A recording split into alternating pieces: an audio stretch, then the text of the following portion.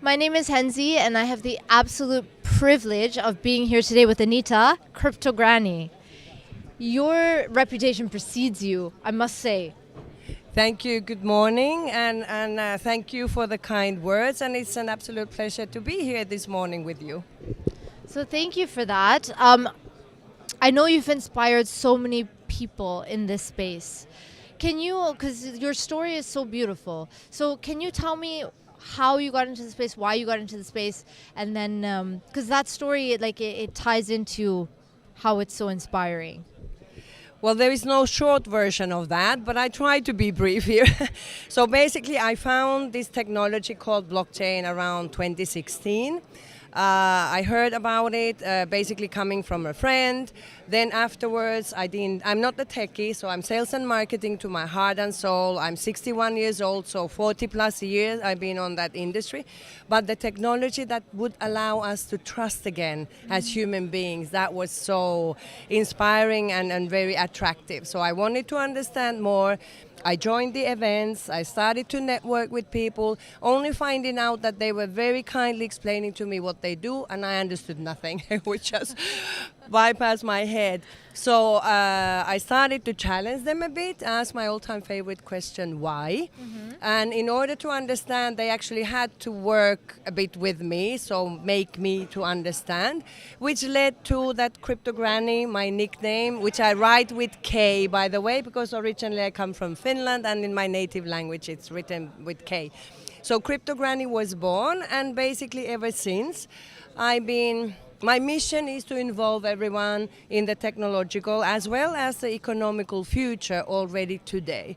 So I got excited, enthusiastic about the technology, and I think we should give it a chance and look into it, and maybe by example showing people that a old 61 years old grandmother for two, non-techie, has a spot here, has place here. So this industry and what we do is for everyone. So it's not only for young, which often is a wrong perception or idea. So yeah, and here I am since 2017, more or less. I could not agree with you more. I think it's about education, and I've said this on multiple podcasts and interviews, everything. We need to educate the community, right? And once people realize, for example, how secure the blockchain is, then I think, as they understand more, they will understand the benefits of this space. Having said that, there's a lot of loopholes and a lot of people that are taking advantage, right? So even though there's these amazing projects that are completely legitimate, we also have a bunch of bad apples. So in your opinion, could you maybe speak to how you think we can clean up the space? Well, that is an issue that's been always there. But then again, in all honesty, if we look the traditional, financial business or industry as we know it, it's not been that clean either.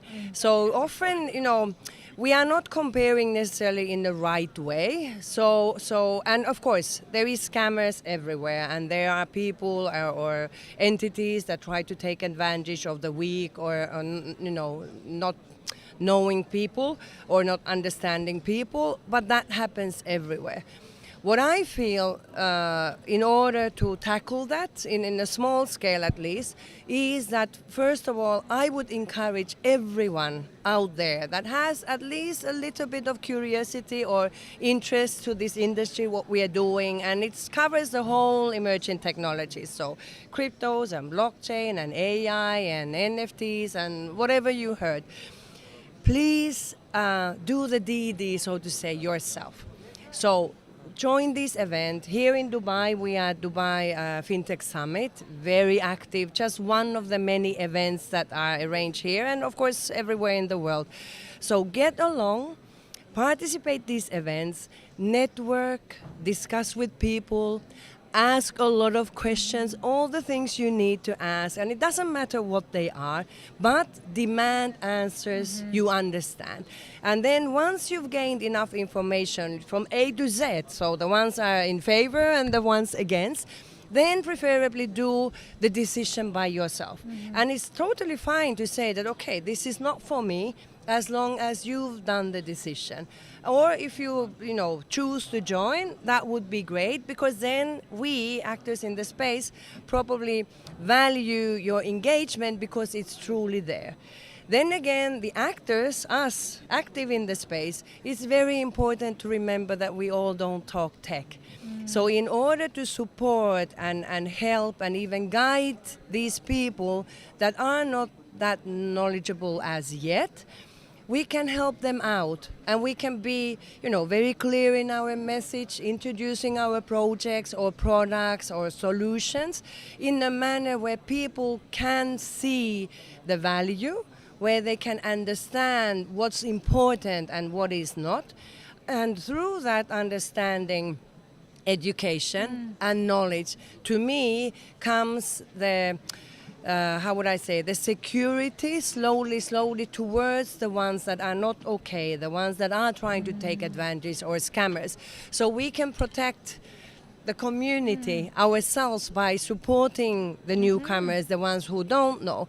And then, of course, all the regulators all around the world, the central banks and all those entities, they are doing their part. But as we are in a revolution, as I call it, a positive, changing the future for the better and a good one, we want the freedom, so to say. We want the independence. But we need to understand and remember that with the freedom comes the responsibility. So if I want to be free in my economical or in my funds or in my wealth, I need to take responsibility of it. So if I don't want a centralized entity to hold my money, I want it to be there where only I control that. I'm responsible for that. And to be able to do that, I need to know how it works. And to avoid scammers, again, I need to know how it works. So it kind of all ties together. But in the end, the most important thing is the collaboration. So the regulators, the lawmakers, the actors, the project owners, the product owners, we need to sit and work together, collaborate, because the future we are looking into is joint. And we all want the same, to make a fairer and better and finer future than what we have had. And as a granny, I think I can say that. I've seen it for so many years. I like what you've said, and it's a very, not an approach that I've heard before, but it makes so much sense. Because if we think about it, virtual assets are, like a lot of them, cryptocurrencies are extension of fintech, right? And as you were saying, this industry could be seen as an extension of the financial markets, which makes sense because all of the regulated activities mirror those of regulated activities in the traditional market. It's just that instead of, for example, receiving a unit in a fund, that unit is shown as a token. So there shouldn't be, I agree with you, there should just be more education in terms of that. And then you're absolutely right. The regulators are doing their part, but they also cannot be too restrictive, right? Because then they thwart progress. And they're always reactive. So I love the fact that you've said we should, as a community, be a community. And this community is so small, actually. Like, how many people do we run into at events that we know and stuff? So giving back, educating, because I think a lot of these projects as well don't really know that they're doing something wrong necessarily. So no, I love your take on it. It legitimized it in my mind entirely. Well, I'm happy to hear that. And then again, even though that we are talking of an amazing technology, it truly is. I mean, we haven't done that well as human beings.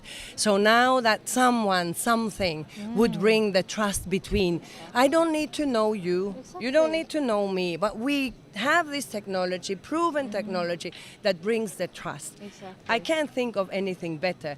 But then again, we need to understand that all these things take time, and the process of exchange is long, but we cannot take shortcuts either. So we need to just be patient and keep the goal in mind, but at the same time understand that we are entering the same goal from different ends of the line. But if we meet in the middle, the ones that are important for the centralized entities, let's call them like that, can be met in a big, portion.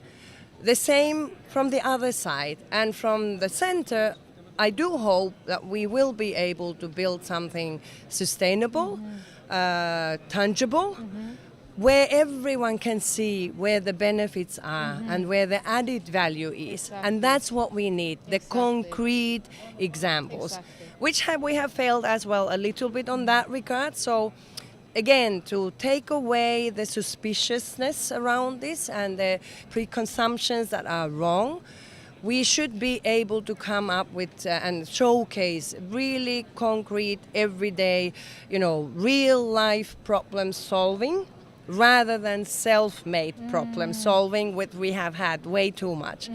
And that's one of the things I sometimes say when I speak at the events, that, guys, please concentrate on the real problems we have. We've had them plenty. We have plenty, and then the self-made, they can come after. They can wait. Exactly. So people can see, mainstream can really relate to what we have here. But it's amazing, so absolutely, we should collaborate. I also get excited. So someone once said to me, because I don't remember what it was, and I won't mention the person's name, but they were talking about a situation where they had asked, not necessarily me, but they had said, do you think you're smarter than so-and-so, who was CEO of a company, or he was the president or whatever. And it kind of puts things into perspective, right? Because if the governments are starting to engage in CBDCs or certain projects of their own, then, and again, do we then think we're smarter than them in saying no, this technology is not? So I agree with you. I'm a full advocate for the space. I would just warn people and say, once you're in, you won't get out. It's very engaging. And I want to comment on that, what you just said. It's very smartly put, because no one is smarter than the other in the big cause, so to say. Sure. It's just that, the techies, their know-how comes from that side. The governments or banks, their knowledge is elsewhere. Now, if we put the smart heads together and we, everyone brings the thing that adds most value from their end, then we get somewhere. Because, again, no one knows everything. No, exactly. So we can support and help and together work on this. And that's why the collaboration is so important.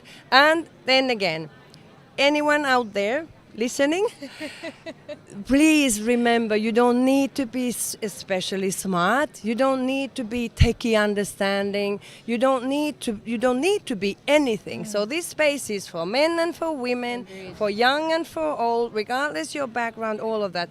All that it requires is the curiosity and the willingness to listen.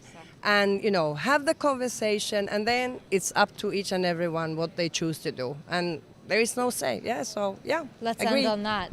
Anita, let's end on that. Thank you so much for doing this with me today. It was great, and hope we discuss more. Thank you so much. It was a great pleasure, and enjoy the last and second day of the event. It's so amazing, so many people here. Yes. Thank you so Anita. much. Have a good day.